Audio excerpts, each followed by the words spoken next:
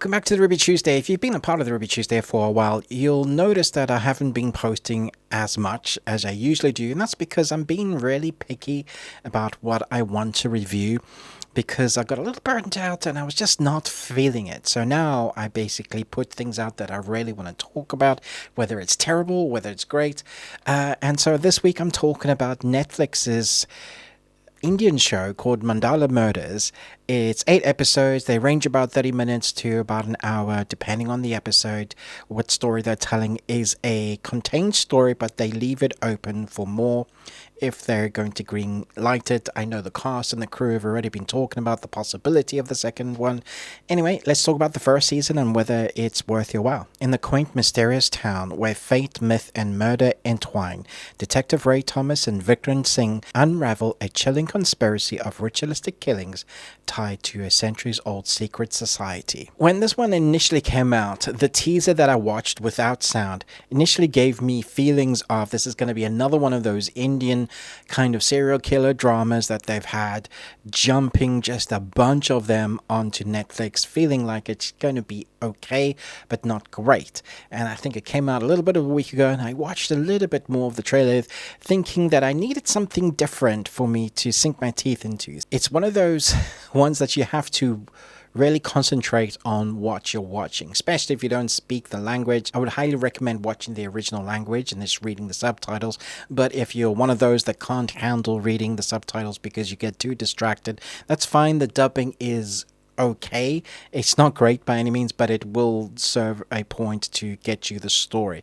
But where you're going to get those acting inflections, and the acting here is key, is from listening to the original language in Hindi and then reading the subtitles. And because it's very dialogue heavy, you're going to want to really kind of concentrate with what's going on, because this is a puzzle piece mystery. You've got the serial killer ritualistic murders that are happening. It sets itself up brilliantly in the beginning, and it's gory. It's pretty darn gory in places. Gosh darn it! And then it's quite good in the action choreography. I'll get to that more in a bit, but it does hop around in time a bit, giving us big long moments, 10 to 20 minute sequences, sometimes longer, on a flashback of what happened with a particular character, building a world. The first few episodes are going to feel like, I think the first 3, going to feel like it's quite disjointed, because we're initially following a detective that's been sent to deal with these murders, one that wants to be a field agent, a female officer. We also have an officer, a male officer that is going home to spend time with his father. Shoot! Intertwined through all of their lives, and to start getting how much this puzzle piece connects the characters that we are being shown, who are our main protagonists, you have to continue watching. So if you tap out in episode 3 because you feel like it's disjointed and it's all over the place and they're pulling at too many threads, I feel your pain. But if you stick it out, the reveal crescendo, I think, is mostly rewarding. Mostly. Because it sets out a path of delivering all the twists and turns before you get to the end, and then giving us a great kind of crescendo of a big battle sequence, or, you know, the enemies finally being revealed. They kind of reveal everything along the way. There are twists and turns that you think you'll see coming, and then there are multiple twists and turns that you'll be like, oh, okay, well played show, well played writers, well played actors. I didn't see those moments coming. It is based on a book. It's not obviously true life. There's a bit of sci-fi fantasy, the sort of analog fantasy that you get with stories like Dark. Now, I'm not saying it's anywhere near as good as Dark, but it definitely has feelings and tones of it. And then you start getting that sci-fi element that's intertwined throughout of it. And I'm saying fantasy because there's a supernatural-esque type nature in this, but it's very grounded. They don't delve too much into that. There are moments that they're touched on, and then again with the sci-fi, it kind of goes in with the science. They're really trying to ground the story. Where this series is let down, though, it is when it comes to the fighting choreography. For the most part, our characters look like they can handle themselves, but it's edited in a way that is fastly cut, or not that particular cut too many times in a particular action sequence, but it's cut in a way that makes me think that they don't have the ability, or they don't have faith in the actors with the choreography that they've so well set out.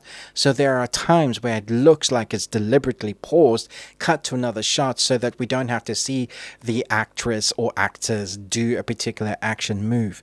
And when it comes to the sound effects with the hitting, it's kind of old school Hollywood, the bish bosh baff, except we only get the bash bash bash sound effect. Even when a head hits a metal railing, it still sounds the same as it's just a fist into.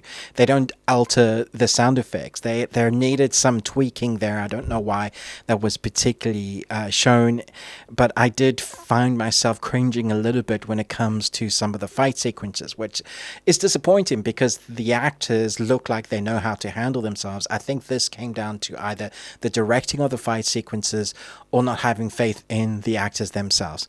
But that is the one thing I would say that detracts from this being a really great series, because for the most part, it really is a murder mystery in the worst sense. It's got that gore, that like body horror that's really fun to try and figure out who's doing what.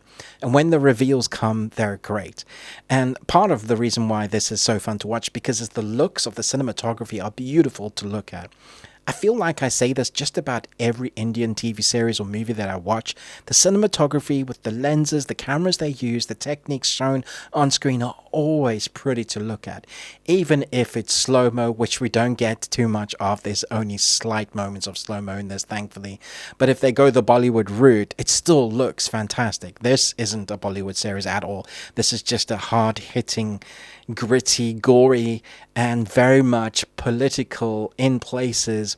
You know, some person's got machinations of becoming in power and they'll do what they have to do. But then you get that analog sci-fi mixed in with that fantasy that makes this really interesting to watch. So it's mixed in with a little bit of religious, supernatural culture. And then we have the analog scientific base that kind of smashes its way into the storyline, making this for a really interesting ride, because we're going on those flashbacks, being built up with those characters that are interesting. You might not like all of them, but you kind of want to know why they're doing what they're doing. There's a lot of family dynamics that are a broken relationship that needs to be fixed. And the crescendo, the puzzle piecing, is really only coming together fully realized at that last episode. So you kind of got to stick the landing. It's one of those that you can tap out early because you think, I don't understand what it's doing. I don't really understand the motivations of these characters or the type of story. I don't really get it. It's definitely one of those that you kind of have to stick out. And I would say it's worth it. I had fun with this. I thought it was fairly well acted, well written. Only the choreography of the action let itself down a bit, but it looks beautiful. And the acting with the emotional moments and the action moments, the emotions that some of the characters are going through, very well realized, especially when the show goes places that I didn't think it was going to go.